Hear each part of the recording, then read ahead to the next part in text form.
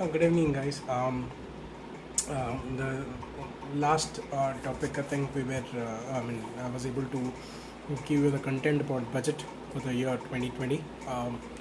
Few important topics which will be circulated through this video, which has been pretty much important from a learning point of view, also from examination point of view. Also, we'll be talking something about Indian economy and what kind of Indian economy we have, and how do economic planning happen, and what are the features which affects the Indian planning, economic planning. Sorry.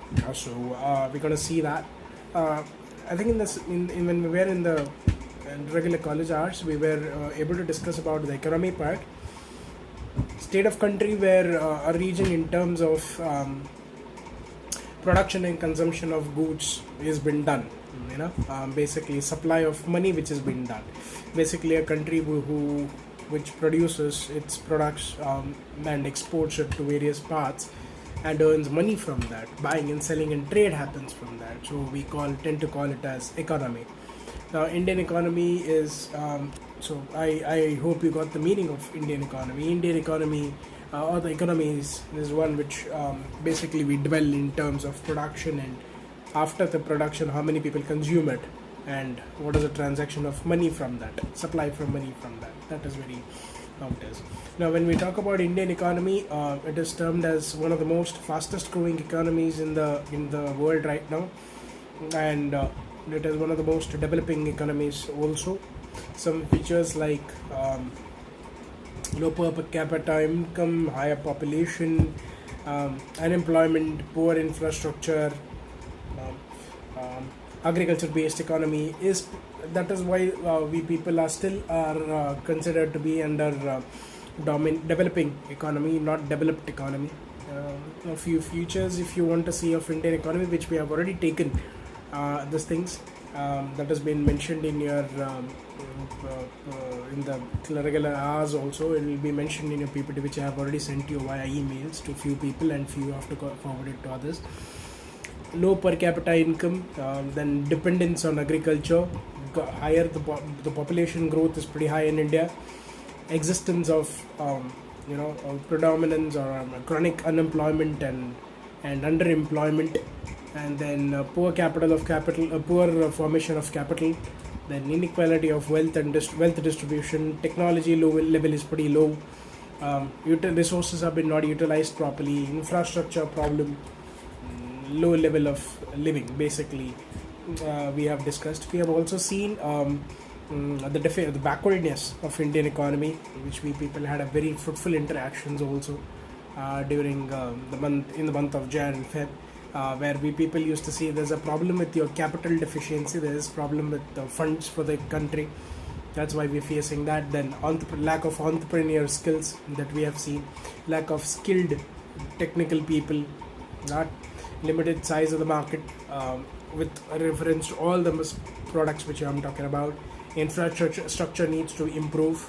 Then social and institutional setups, I mean to say balanced regional development has to happen.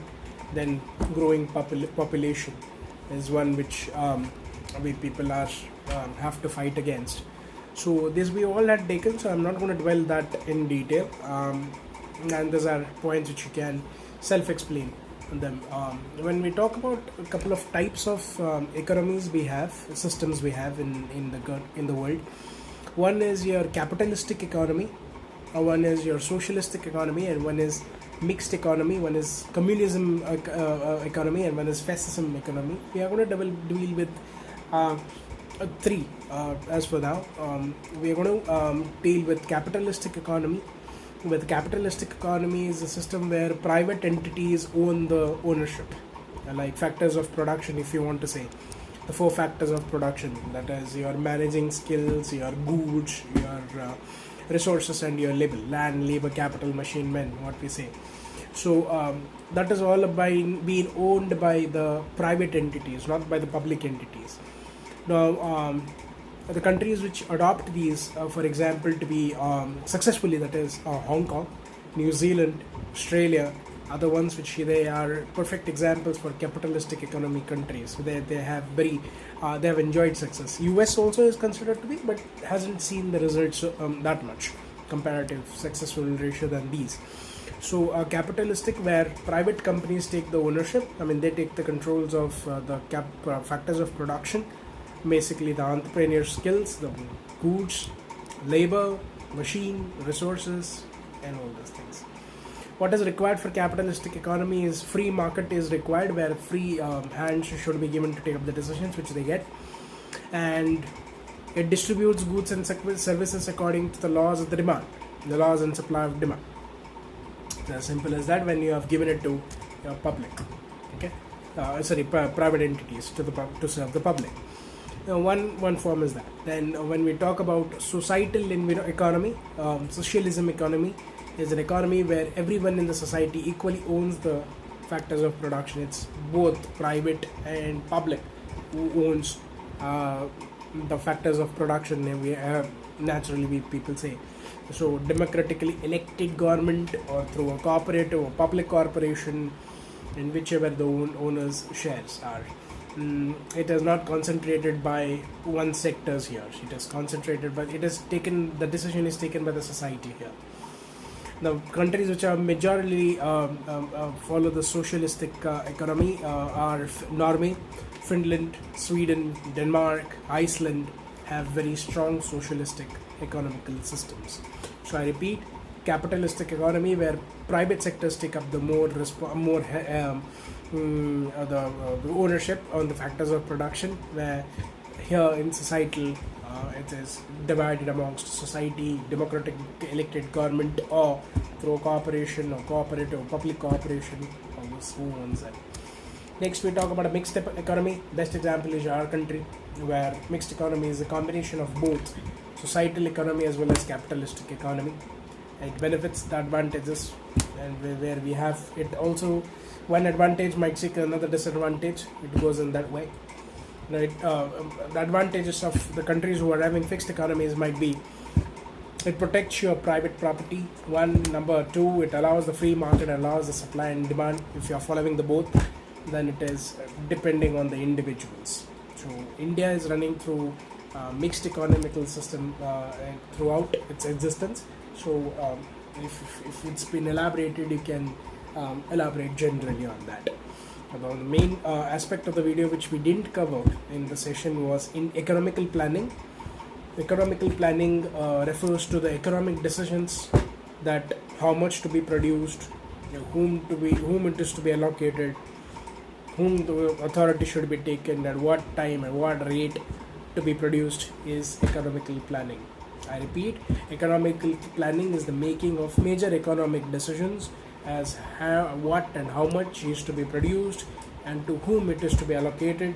That decision needs to be taken, and that is the comprehensive study which we call it as economical planning.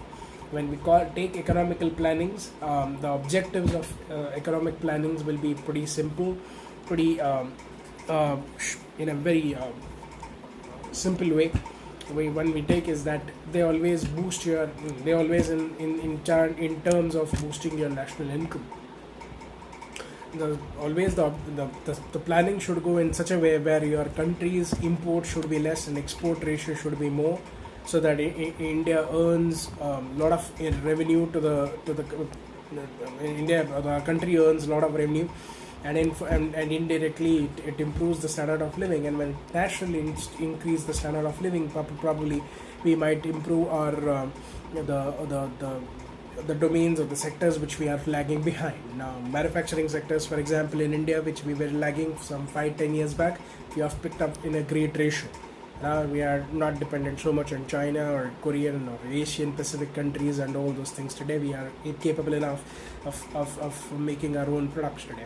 Then achieving full employment must be our scope also, so that since it's a higher population, people need to check out on the unemployment ratio is also pretty huge. See that the graduates get a proper job with a decent salary according to their skills and qualification. Reduction in inequalities in income and wealth, try to give same salary, same package to the same skilled people. do not discriminate on gender, caste, location, creed, and all those things. Based on skills, you need to differentiate. Industrialization, give proper importance to all the forms of industries. LPG, that is liberalization, privatization, and globalization. Provide that facilities, follow according to the industrial laws, expand, diversify, and bring new marketing strategies, rapid growth of industries in all this. I'm to say in all the sectors. Self-reliance, be very much reliant. Confident of bringing creativity in your products, bringing natural flexibility in your company, so that each and every sector works on the ratio without much support from the government, even though the government supports as per the rules and regulations which has been mentioned in the budgets. So these are few objectives of economic planning and with the economic thing. And this video is all about that. It didn't take a lot of time because we had already discussed on the types and the nature of Indian economy. So this is the small little video on that. The remaining things few more topics or one or two other topics which are there. I'll come back with those. Okay, thank you.